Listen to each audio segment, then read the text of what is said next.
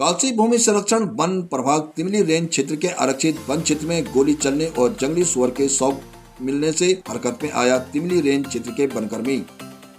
तिमली range के आरक्षित one क्षेत्र में मृत मिला जंगली सुअर के शव को पोस्टमार्टम के लिए भेजा गया। आपको बता दें कि हाल ही में 2 दिन पूर्व कालसी भूमि संरक्षण वन प्रभाग के तिमली आरक्षित वन क्षेत्र से एक जंगली सुअर का शव बरामद हुआ था। मृत सुअर को वन प्रभाग ने पोस्टमार्टम के लिए भेज दिया। आपको बता दें कि दरअसल तिमली गांव में कई दिनों से वन क्षेत्र में गोली चलना और जंगल में जंगली सुअर का शव मिलना जो सोशल मीडिया की सुर्खियां बना हुआ है। इसके बाद आज वन प्रभाग हरकत में आया। बड़ी संख्या में वन प्रभाग की टीम आज तिमली गांव के नजदीक रिजर्व फॉरेस्ट के भीतर गश्त करती हुई भी नजर आई। ग्रामीणों ने आज तिमली गांव या फिर आरक्षित वन क्षेत्र में गोली चलना व अफवाह बताया। वही ग्रामीण की माने तो बीते सालों में कभी भी गांव में लगती हुई आरक्षित वन क्षेत्र में शिकार की घटना नहीं हुई और न ही गांव का कोई व्यक्ति शिकार जैसी आपराधिक घटना में शामिल रहा। ग्रामीण के मुताबिक यह घटना गांव को बदनाम करने की साजिश है। वही सूत्रों की माने तो कुछ आपराधिक किस्म के लकड़ी चोरों द्वारा अपना स्वार्थ साधने के लिए वन विभाग पर दबाव बनाया जा रहा था। सख्त मिजाज तिमली वन क्षेत्राधिकारी के आगे लकड़ चोरों की एक न चली तो तिमली वन क्षेत्र को बदनाम करने की मंशा से लकड़ चोरों ने कुछ लोगों के साथ साठगांठ कर एक सोची समझी योजना के तहत गोली चलने की बात और जंगली सुअर का शव मिलने शव बरामद होना सोची समझी साजिश लग रहा है। वही इस बारे में जब वन क्षेत्राधिकारी मुकेश कुमार ने बताया कि जंगली सुअर का शव पोस्टमार्टम हेतु भेजा गया।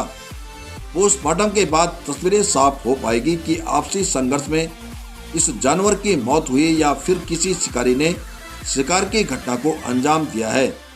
उत्तराखंड प्रहरी न्यूज चैनल संवादक विनोद रौथाण की ये रिपोर्ट।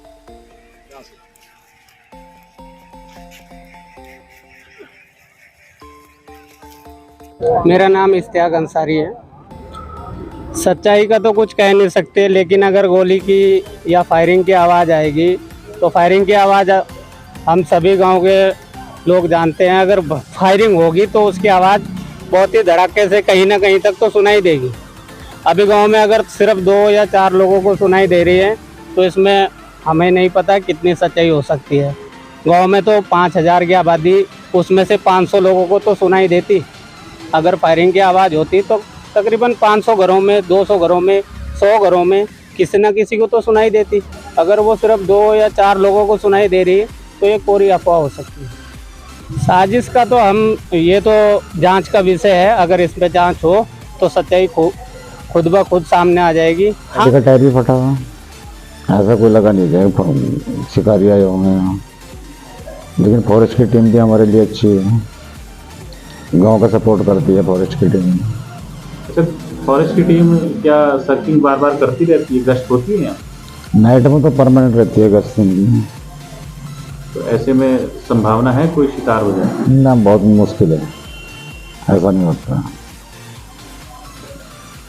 लगभग हमको भी 30-35 साल हो गए, हमने तो कभी रात में फायरिंग की आवाज़ सुनी नहीं।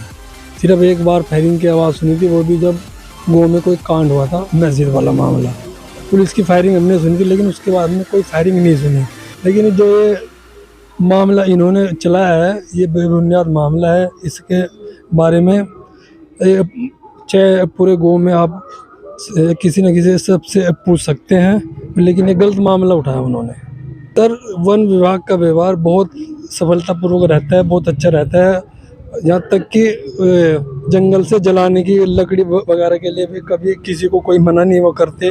दूर दूर से 1-2 बार शादी की लकड़ी लेने के लिए लोग बाग आते हैं, लेकिन कभी वो मना नहीं करते। लेकिन अपनी ड्यूटी पे वो मुस्त रहते हैं।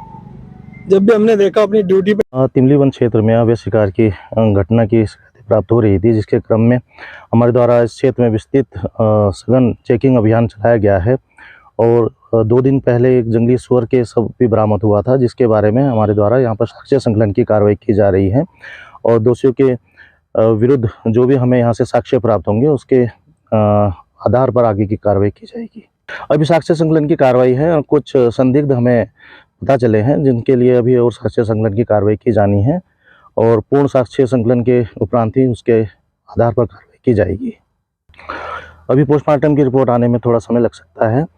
उस पोस्टमार्टम के जो रिपोर्ट आएगी उसके आधार पर और जो यहाँ से साक्ष्य संकलन की कार्रवाई होगी उसके आधार पर दोषियों के खिलाफ कार्रवाई की जाएगी।